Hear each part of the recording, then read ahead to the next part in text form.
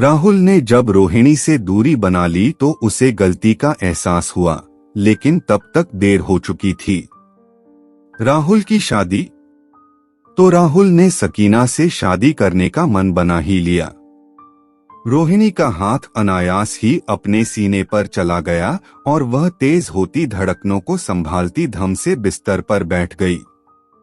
उसके छोटे से वीडियो कार्ड की सुंदरता के चर्चे पूरे ग्रुप पर थे और रोहिणी की उंगलियां उस पर क्लिक करने को तैयार ही नहीं हो रही थीं। पर क्यों हो रहा है उसके साथ ऐसा? क्या उसे राहुल के शादी कर लेने के निर्णय पर अफसोस हो रहा है? कौन सा तंतु बंध गया है उसके दिल के साथ जो न दिखाई देता है, न ही अपने होने के एहसास से मुक्ति देता है? पतंग का मांझा होता है न, बिल्कुल वैसा ही बंधन है उसके और राहुल के दिल के बीच। 7वीं कक्षा में थी जब उसकी कक्षा में राहुल नाम का नया बच्चा आया था, वो भी जुलाई में। मॉनिटर होने के नाते टीचर ने राहुल का पिछला काम कराने और स्कूल के बारे में समझाने आदि की जिम्मेदारी उसे सौंपी थी। पढ़ाई के साथ साथ हर गतिविधि में सबसे आगे रहने वाली रोहिणी बहुत कम बोलती थी। ऐसे में जब रोहिणी को सिर्फ अपनी ड्यूटी के कारण राहुल से बात करनी पड़ती तो उसकी बेसिर पैर की बातें उसे और चिढ़ा देती। जब से राहुल की यादें हैं बस लड़ने की ही हैं। बेबाक, बिंदास, हंसोड़ और बहिर्मुखी राहुल को पहली ही मुलाकात में उसने यूजलेस फेलो का तमगा दे दिया था।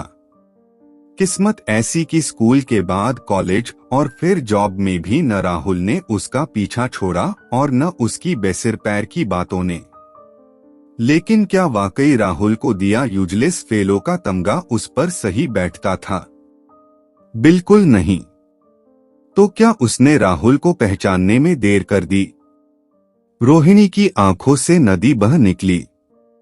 कितनी अपसेट हो गई थी जब 10वीं के प्री बोर्ड से पहले टाफायड हो गया था। राहुल रोज उसके घर आकर स्कूल का पूरा काम भरसक उसे बताता ही नहीं था, जो वह कहती वो उसे पढ़कर सुनाया भी करता। रिजल्ट आया तो उसकी परसेंटेज 4% गिरकर सिर्फ 96 रह गई थी और राहुल की परसेंटेज में 10% बढ़ोतरी हो गई थी। पहली बार 60% अंक लाकर उसका क्रेडिट उसे देने राहुल चॉकलेट लेकर उसके घर आया था, पर गुस्साई रोहिणी ने चॉकलेट फेंक दी। क्या बोलती रही ये तो याद नहीं, पर उसके जाने के बाद पहली बार मम्मी ने डांटा था, जिसका एहसानमंद होना चाहिए, तुम उससे इस लहजे में बात करती हो। इतना घमंड अच्छा नहीं, एक दिन बहुत रुलाएगा तुम्हें। पर अपने घमंड में चूर रोहिणी को न कोई नसीहत कभी समझ आई और न ही राहुल के प्यार के अटपटे इजहारों से कभी उसका दिल पसीजा। हाँ, इतना जरूर हुआ कि बोर्ड में राहुल की मदद का एहसान उतारने के लिए उसने राहुल को कंबाइंड स्टडी के लिए अपने ग्रुप में आने की इजाजत दे दी थी। सब जानते थे कि राहुल सिर्फ रोहिणी के साथ के लिए, उसे एकटक निहारते रहने के लिए उससे बात करने का अवसर पा जाने के लालच में आता है। कॉलेज के दूसरे रिलेशनशिप में पड़े कपल्स की तरह उनका साथ भी बाकियों के मुफ्त का मनोरंजन था। बोर्ड में भी राहुल की परसेंटेज अच्छी आ गई। तभी उसे ओलंपियाड के लिए कुछ ऐसी बुक्स की जरूरत पड़ी जो लोगों के बताए अनुसार सिर्फ पुरानी किताबों की पटरी मार्केट में मिल सकती थीं। 1 किलोमीटर में फैले पटरी मार्केट में किताब विशेष ढूंढना कूड़े के ढेर में सुई ढूंढने जैसा था। रोहिणी सोच ही रही थी कि क्या करे। तभी कैंटीन में राहुल ने रोहिणी के लिए आकाश से तारे तोड़ने वाला फिल्मी डायलॉग अपने सुंदर अभिनय के साथ रुमानी अंदाज में बोला और रोहिणी ने तिरछी मुस्कान के साथ अपनी फरमाइश उसके सामने रख दी। राहुल ने दूसरे ही दिन आकाश और तारे बने गिफ्ट रैपर में लपेटकर घुटनों पर बैठकर किताबें उसे पेश कर दी। रोहिणी ने फिर एहसान झटकने के अंदाज में उसे साथ पढ़ने की इजाजत दी। अब तो राहुल उसकी सभी व्यावहारिक समस्याओं का समाधान बन गया और वो उसकी ट्यूटर। राहुल का प्यार जताना और उसका झिड़ककर मना करना भी साथ साथ चलता रहता। कॉलेज में उसने मैथ्स ली और राहुल को ह्यूमैनिटीज के सबसे कम कट ऑफ वाले सब्जेक्ट्स में एडमिशन मिल ही गया। जिस कंपनी में उसे रिसर्च एंड डेवलपमेंट में काम मिला, राहुल भी वहीं डेटा ऑपरेटर हो गया। कॉलेज के ग्रुप ने उनकी लड़ाइयों को लव फाइट का नाम दे दिया था। सब यही समझते थे कि वे रिलेशनशिप में हैं। सावन और शीरीन की लव स्टोरी मुकम्मल हुई और उन्होंने पार्टी दी। कॉलेज के ग्रुप की हंसी ठिठोली पीक पर थी कि राहुल के रूमानी डायलॉग पर रोहिणी ने उसे बुरी तरह झिड़क दिया।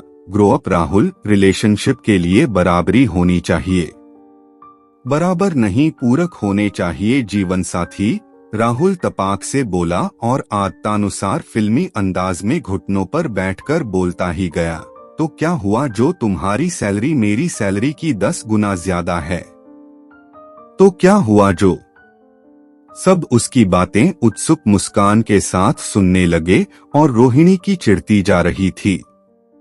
तुम रिसर्च करोगी और मैं तुम्हारे फैक्ट्स कंपाइल करके डेटा बनाऊंगा। तुम गाड़ी खरीदोगी और मैं ड्राइवर बनकर तुम्हें तुम्हारी मंजिल पर पहुंचाऊंगा। तुम घर खरीदोगी और मैं उसे तुम्हारी ख्वाहिशों जैसा सजाने के लिए सारे कॉन्ट्रैक्टरों से निपटूंगा। तुम नौकर रखोगी और मैं उन्हें मैनेज करूंगा। अचानक रोहिणी फट पड़ी और जाने क्या क्या सुनाने के बाद बहुत समय बाद फिर उसकी जुबान पर घमंड आ बैठा। यूजलेस फेलो शब्द का हथौड़ा मारकर रोहिणी वहां से चली गई। कभी उसकी बातों का बुरा न मानने वाले राहुल ने उस दिन से उससे दूरियां बना ली और सकीना के साथ दिखाई देने लगा। उसके दूर होने के बाद धीरे धीरे रोहिणी को उसके प्रति अपनी भावनाएं समझ में आना शुरू हुई और आज तभी दरवाजे पर दस्तक से उसका ध्यान टूटा। कॉलेज का पूरा ग्रुप था। उसकी सूजी पलकें किसी से छिपी न रह सकी। अरे तुझे तो खुश होना चाहिए कि तेरा पीछा छूट रहा है, रायना ने शुरू किया तो सब उसे छेड़ने लगे जब तक वह चीख न उठी। तभी सकीना आ गई। रोहिणी ने बेमन से मुबारकबाद दी तो सकीना ने कहा, मुझे किस बात की मुबारकबाद दे रही हो? रोहिणी के आंसू थमे नहीं थे। शादी की और किसकी? तिरछी मुस्कान के साथ सकीना ने कार्ड पर क्लिक कर दिया। अरे ये क्या? इसमें तो उसका नाम है। तभी राहुल आ गया और रोहिणी आंसू, चिढ़, गुस्से के साथ मुस्कान और तृप्ति लिए दोनों मुट्ठियां भींचकर उसके सीने पर मुक्के जमाने लगी। रोहिणी ने उसके सीने में अपना चेहरा छिपाते हुए कहा, फिर कभी ऐसा मजाक मत करना। तुम मेरी लाइफ के सबसे यूजफुल पर्सन हो। मैं तुम्हारे बिना जी नहीं पाऊंगी।